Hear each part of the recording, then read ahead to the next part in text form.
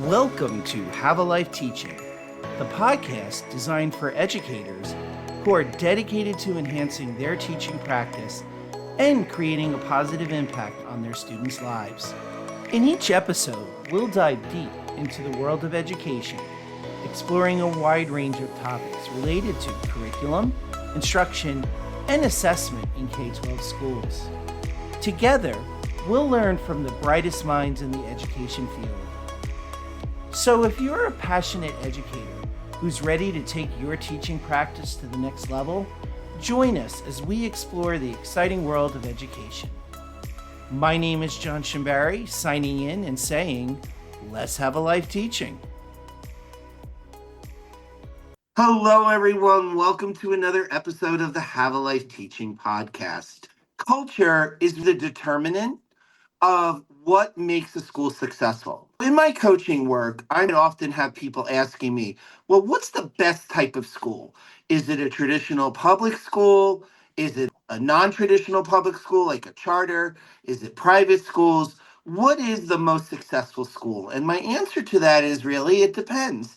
It depends on the individual school leadership. Even though there are proponents for one type of schooling over another, I'm not necessarily one of those folks. I'm definitely someone that believes in the power of leadership. There are very good traditional public schools. There are very good private schools. There are very good charter schools. And there are also schools that are not good in any of those categories. It does come down to leadership. And does leadership have a sense of what it needs to do to establish a strong school culture? Is there actually a system to ensure successful, safe, nurturing school environments? And my next guest believes that there is. Dr. Samuel Nix is a chief academic officer in a traditional public school district. He is also the author of this brand new book that we're going to talk about, 6 Steps to a Strong School Culture, a leadership cycle for educational success. What leaders need to do step by step to better ensure, again, that their schools have the school culture and climate that is supportive for learning. Sam, thank you so much for joining us. John, thank you so much for having me. I am so excited to engage in this conversation with you and your listening audience, and so it's a privilege. Glad to have you. We can never talk about school culture and climate enough. Sam, why is school climate and culture so important for you? It's so interesting that you asked that question. When I was in school, I didn't have too many educators that were investing in me. Of course, I had 2 supportive parents, but I was in school, but I didn't like school. I did well in school, but school wasn't a place that I felt that I wanted to be or I wanted to even continue in. So when I graduated, I went to work for the railroad and did that for quite a while until I made the decision to come back to education.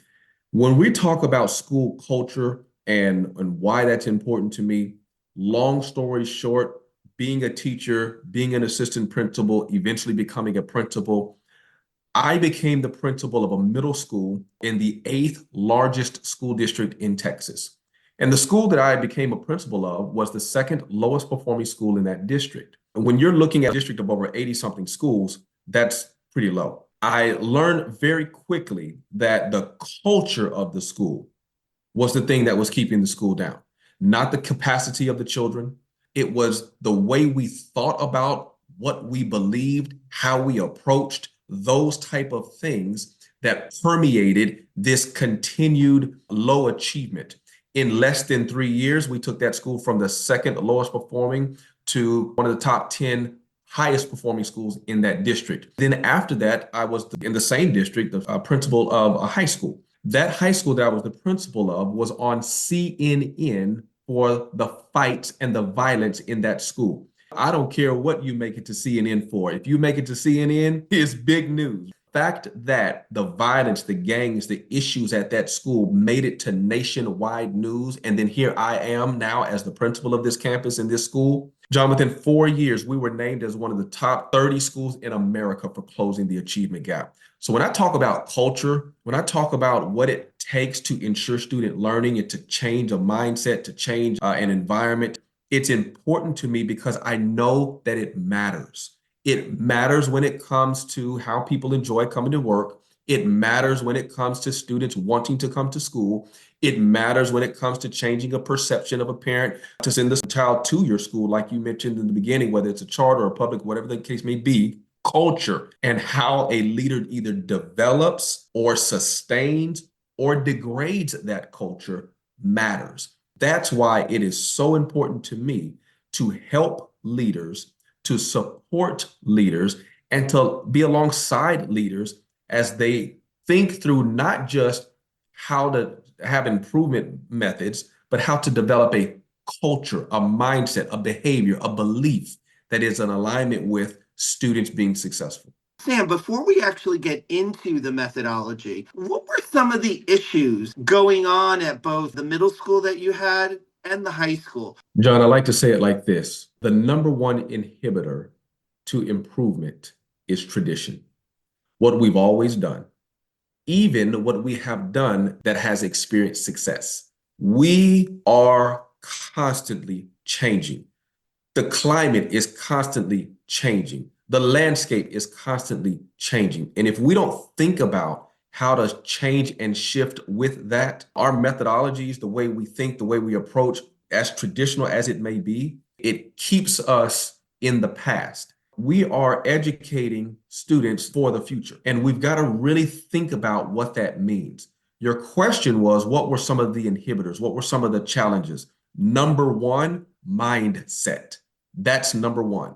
The mindset of believing in self-efficacy, and the mindset of believing in those of whom you serve, the students, the staff. John, you said something at the top of this podcast that, in my opinion, is one of the most powerful things. Nothing improves without leadership. When you have a leader that is not well versed in how to shift mindsets or how to change a culture or how to support improvement, then you're going to have a leader that's working hard, that's passionate, that has great intentions, that loves people, and people may even love them, but it's most likely going to end up in stagnation or in regression, but definitely not in transformation. What I saw oftentimes is the mindset of the people, the mindset of leadership, what has been allowed or was being allowed, and mainly the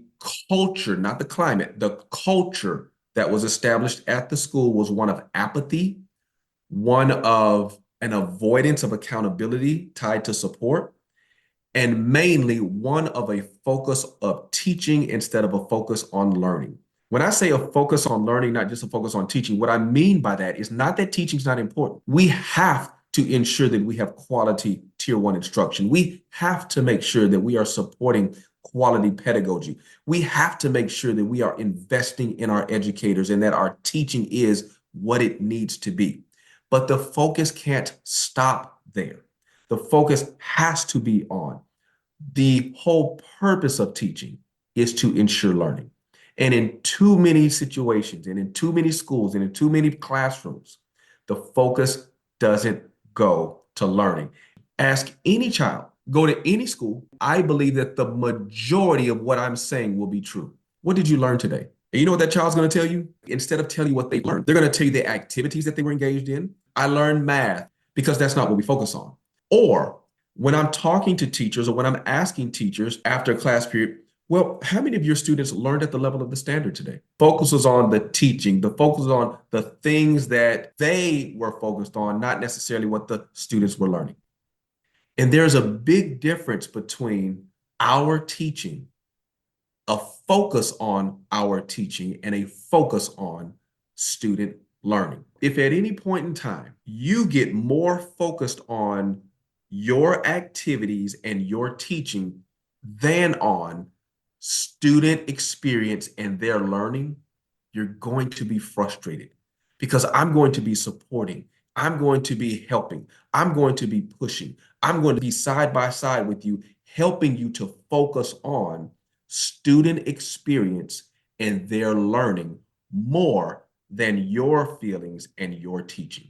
That type of mindset, that type of conversation, that type of environment, that type of culture that is established starts to make a shift in the culture. It starts to make a shift of the focus. And when everyone is focused on student experience slash engagement and their level of learning and what they need to be successful as individuals, will start to make the type of transformational change that students deserve. Even as a consultant, when I go in and work in schools, I'm always trying to get folks to go over the learning intention with students, go over the success criteria, talk about it with them, not just post it, but talk about it with them. And then at the end of the lesson, to go back to the students and ask them, did you meet this learning objective? Yes, no, and how do you know? Where's your evidence to back up your level of understanding? And if you haven't reached that level of understanding, what are some things that you can do, that I could do, that we could do to ensure you get there moving forward? I'm really glad you mentioned, as a part of strong culture, the focus on learning and the focus on student accountability. And I know, Sam, we're going to talk about core instruction as being one of the 6 steps when it comes to establishing a school culture. A nice segue into the question that I'm going to ask now, which is, you sold me. We need a strong culture. So many things I could focus on. Like I was just mentioning, there's academics. There's so many different things I'm doing as a leader on a daily basis. I'm dealing with families and parents contacting me. So sometimes I might have the best intentions to improve the culture in my school, but I don't know where to start because there are so many different things going on. And I know for myself as a former principal, that was one of the hardest things about the job. What are you advocating for in terms of these 6 steps in terms of school culture? Before I answer that question, I'm going to start with an analogy. The analogy is that there are 2 individuals who are mopping because there's water all over the floor. And they are mopping feverishly because they need to get all this water up from the floor. One individual walks away, and the other is saying, "What are you doing? You've got to help me mop." And the audacity of this individual to put the mop down and leave me mopping all by myself to get all of this water up, to work so hard, they know how hard I'm working, and to walk away while I'm mopping. And about 10 minutes later, the other person comes back, picks up the mop, puts it in the bucket. And the guy said, "Where have you been for 10 minutes? I've been working so hard. I've been mopping. I've been getting." They said, "Oh, I went to cut off the leak." That's what school leaders, unfortunately, have been relegated to. They mop and mop. I have been a principal. You have been a principal. You work with principals.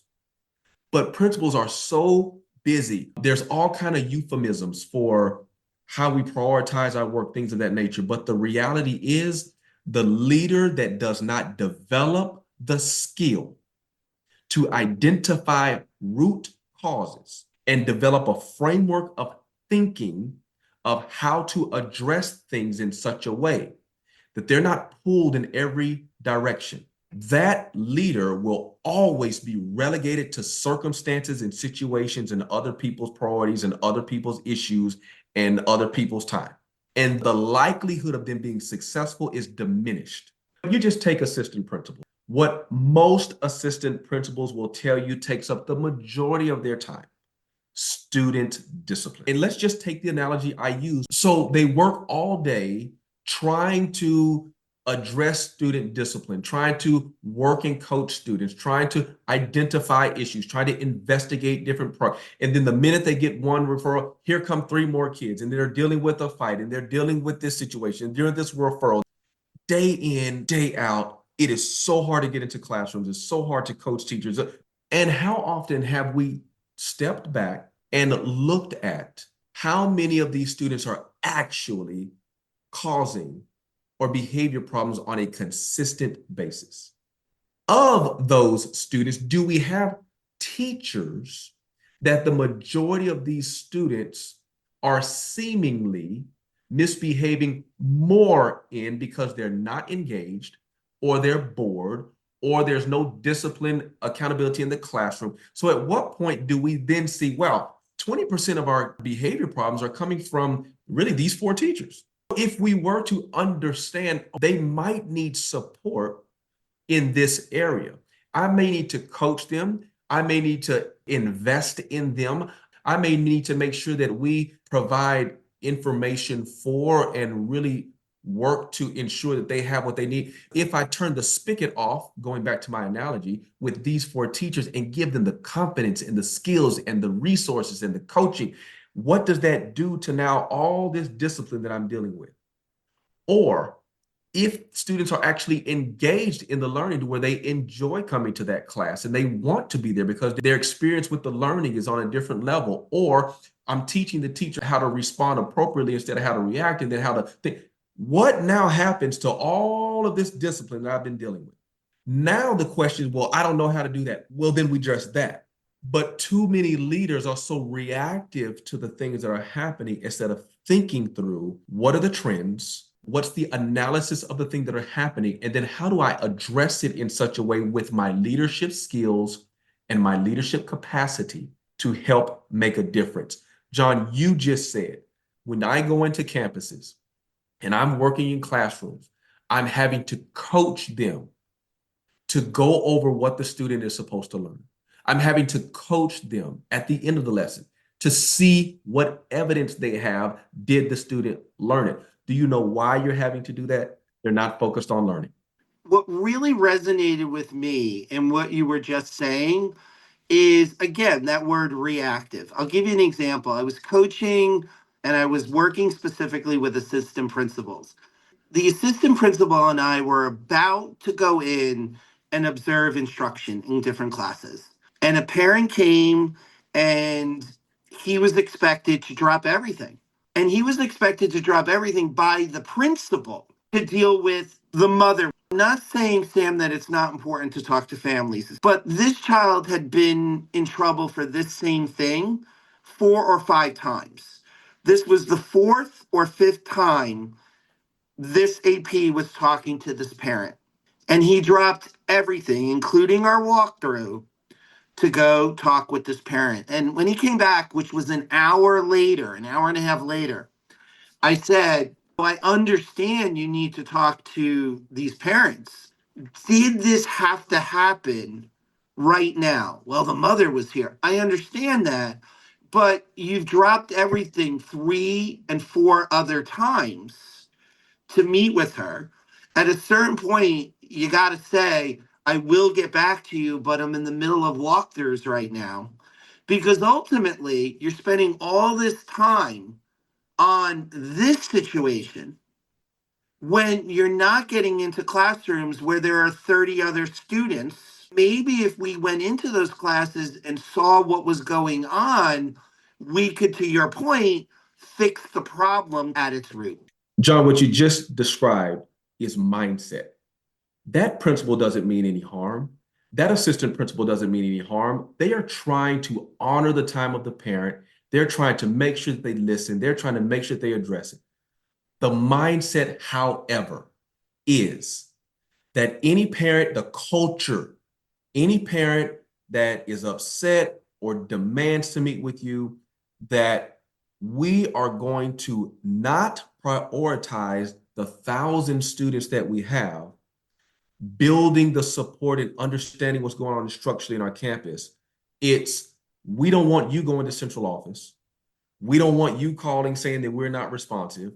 We don't want you calling the board. We're going to stop everything and address you. And you know what you're going to have to do the next time a parent comes in and demands to talk to you when they want to talk to you? The same thing. And so when we talk about shifting a culture, it's about honoring the parent. It's about respecting the parent. But like you said, John, it is about making sure everybody understands what we prioritize. Yes, ma'am. I need to spend 5 minutes understanding what your challenge, your situation, your whatever it is. I'm getting into classrooms. And if you will allow me 24 hours to understand whatever and get back to you or whatever that looks like, everybody understands your prioritization is student learning. And if that's not the case, from the principal to the AP to the teacher to the whoever, You are setting yourself up to mop and mop on a floor that will always be wet. Sam, let's get into it. The 6 steps to establishing the strong school culture that's going to help us shift that mindset. What are these 6 steps? Step one is clarifying the mission. Step two is strategically planning and decision making. Step three is empowering self and others. Step four is measurement and feedback. Step five is adjusting and improving. And then, of course, step six is accountability and or rewards. So if you will allow me, that seems simplistic, but it is so critical. You know, John, I spent a lot of time in leadership classes, as I'm sure you have. They taught me a lot of things about leadership. But you know, one thing in one class that I really wasn't trained in, I find that this is lacking in so many preparation situations when it comes to leaders. They never taught me how to think. They taught me theory, they taught me frameworks, but the number one thing that a leader has to do well is think. Leadership is a thinking game. So the framework, the 6 steps to the leadership cycle, if you will, derived from the decision-making theory.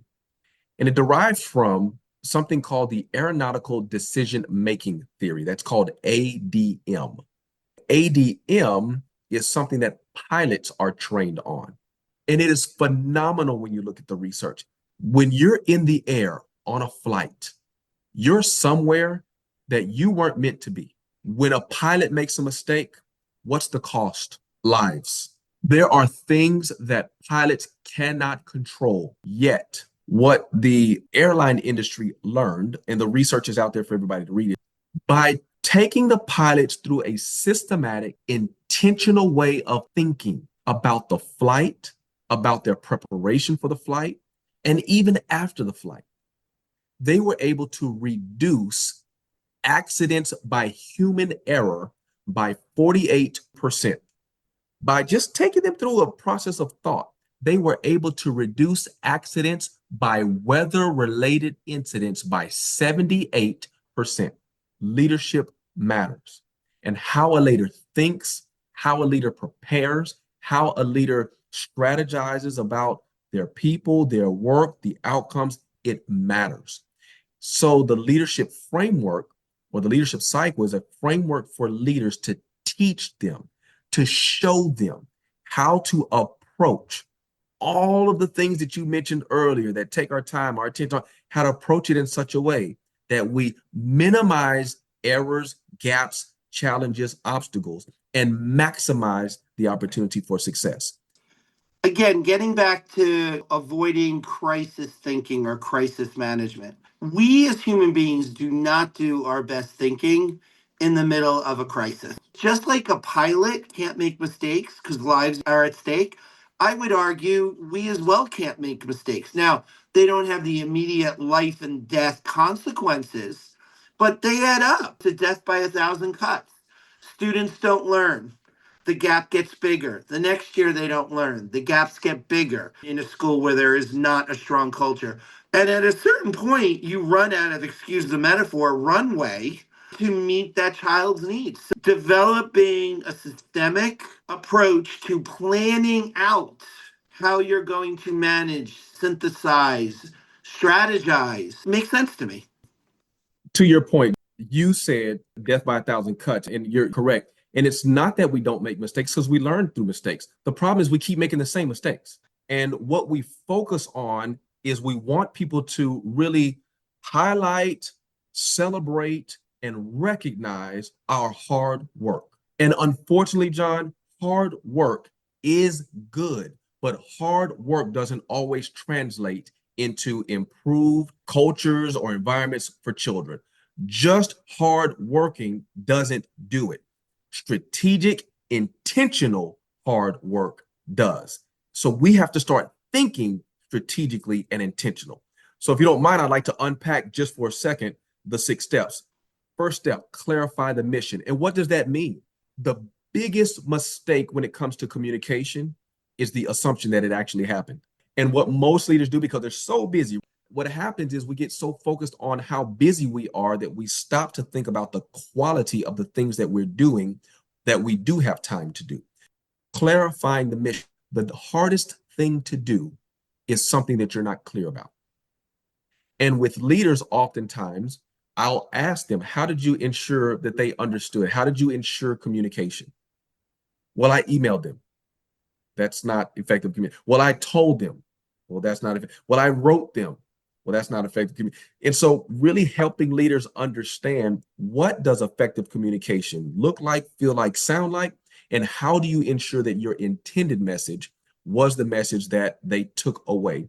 The great thing is that we all have what it takes to do that. We just have to slow down, implement that skill, and move forward in such a way that people clearly understand what we're trying to say. An email is not effective. Having a meeting and just telling people, it's not effective communication. So what is it? How do I develop it? What are the strategies for it? And how do I start to develop that as a part of just who I am and how I communicate as a leader? That's step one. Step two, strategic planning and decision making. What's the difference between planning and planning strategically? Who needs to be a part of that? What does it look like when we're making decisions? When do we need to make decisions, and when do we need to let things play out? And when do we need to trust the process, and when do we need to understand that the process is no longer working? We need to make shifts. All of those things are part of how we build skill set, how we think through this. It doesn't just come in. We've got to learn these skills. Step three, empowering self and others, is making sure that we're not reactive. We can anticipate things for the week. We can anticipate what's coming. We can be knowledgeable of those things by putting ourselves in really good positions to know, to learn, and to help other people get experiences with that of which we are trying to help them understand, powering them. The fourth step in the leadership cycle, measurement and feedback. How many times do we start initiatives, or leaders start initiatives? They're clear about the mission. Oh, they strategically planned. Great. They involve the right people. They empower themselves and others, but there's no cadence for what they're measuring. There's no cadence for how they're looking at evidence and providing quality feedback on that thing so that people can improve. Nothing improves without feedback. So when you're talking about feedback, what specific feedback are you talking about? For leaders, giving feedback to people on their progress, on things that they can improve on that actually helps them improve on that thing, is what I call quality feedback. We oftentimes may give feedback, but it doesn't help the person understand what they're doing wrong or how to do it better. People want to do a good job. People want to get better.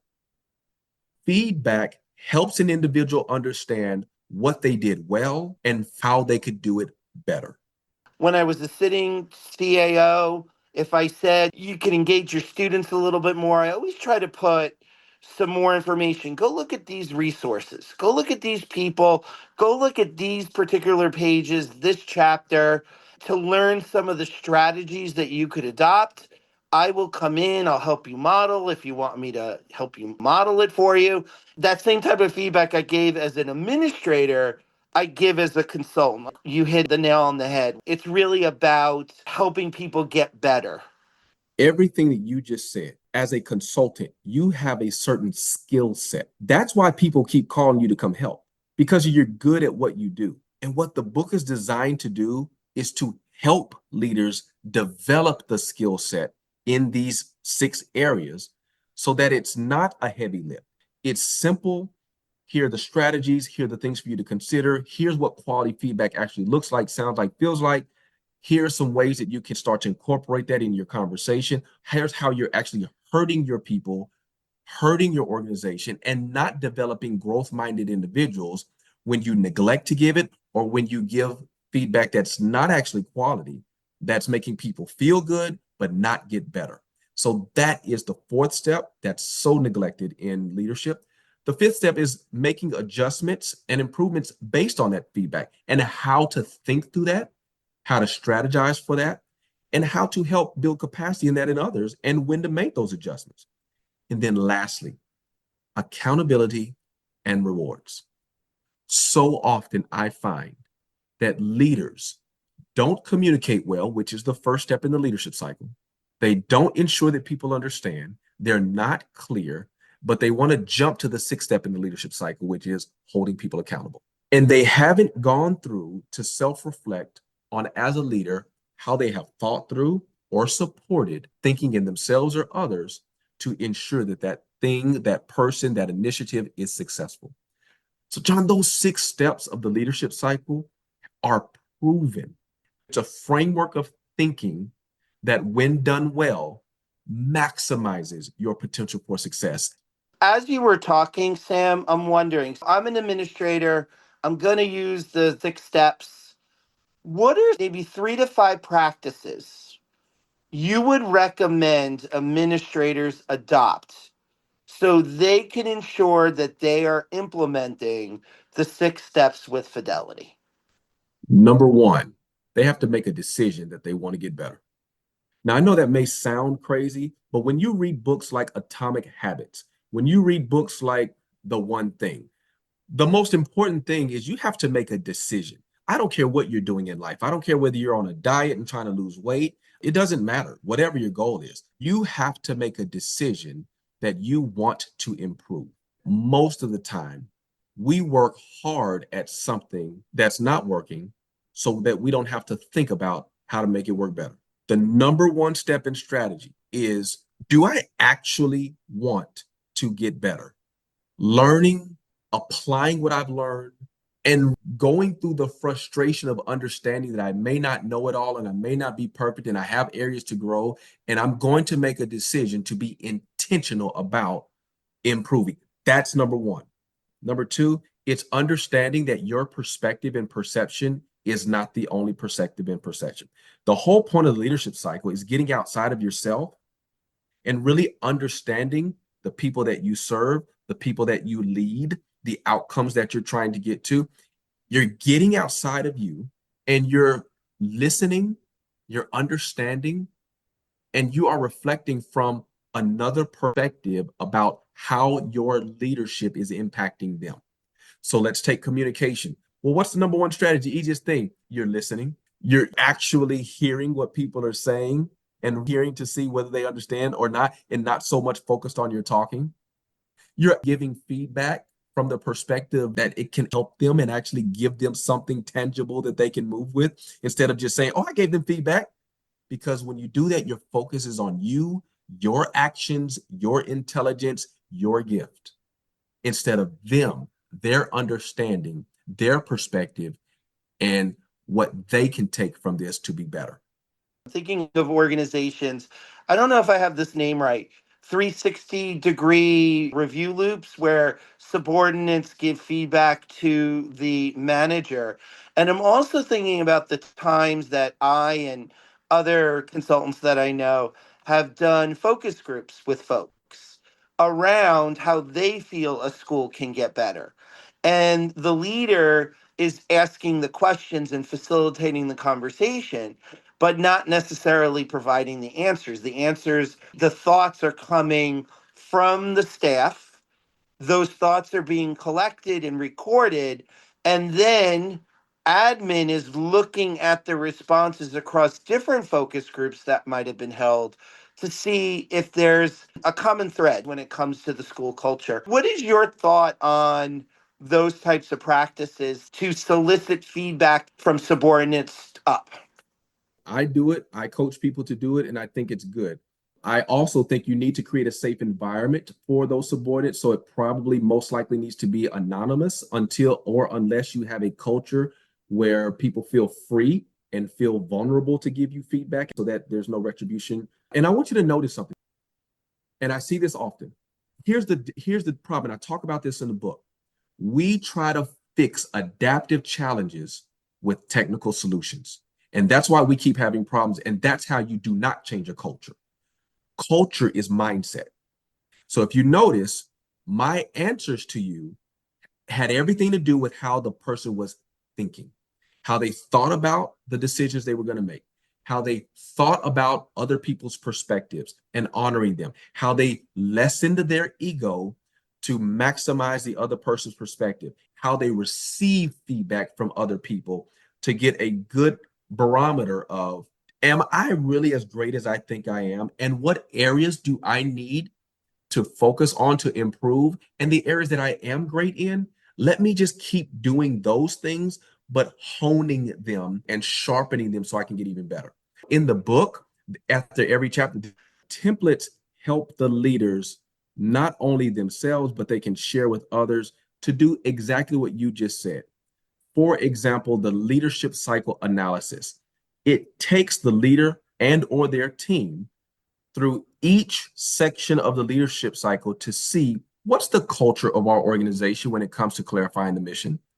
And it has specific questions based in research to help give the leader feedback tied to a score of where their culture is in relation to their leadership and what areas they can grow in and what areas they're strong in for every section of the leadership cycle. That is one of the things when I work with schools all across the nation, much like yourself. I just left a school district in Oklahoma City. The principal's like, this was so helpful for my team, for myself, because it walks them through where they're strong in their thinking and in their support of their campus and in their culture, and where they have areas of needed support, and then helps walk them through what to do.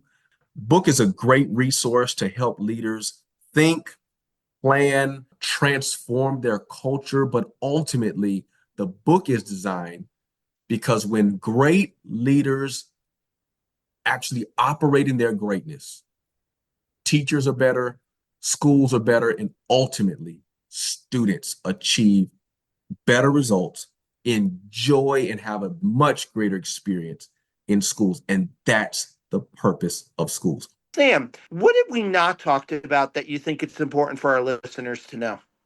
First, I just want to appreciate you and your listeners because platforms like this create a safe space for people to learn and get better from experts like yourself. What I just want people to know is we in education have a mandate to grow, to get better, to be our best. We have a mandate to get better as leaders. We have a mandate to improve as teachers. We have a mandate to improve as a system because our children deserve it. And so books like mine and others are simple resources to help that process of getting better, being better, doing better so that our kids can do the same. My desire is that I can motivate or inspire someone to do better, to be better, because that's what I'm trying to do every day. I just want to encourage your listeners to keep supporting you, keep listening to your channel, because the people that you have on your platform, your level of expertise and what you're sharing is what we need to keep growing. And I just want to thank you for the platform. I thank you because I learned from every guest I have, and I learned a lot from you, particularly about being less technical and more focused on the people and the way people think and feel, not just the way we think and feel as leaders. People can get in contact with me through my website, which is snix3consulting.com. Once again, snix3consulting.com. Through Twitter. They can order the book through Solution Tree. The name of the book, once again, is 6 Steps to a Strong School Culture, or on Amazon. And any individual that wants to connect with me, going through Solution Tree is a way to do that. Sam, thank you for all the kudos. I'm humbled. And again, I really appreciate you coming on today. This has been a great conversation. John, thank you so much. I really appreciate it. Thank you for listening today. I hope you got some great tips that you can bring back into your teaching. Remember, have a life teaching without sacrificing your own. Also, don't forget to subscribe and be well.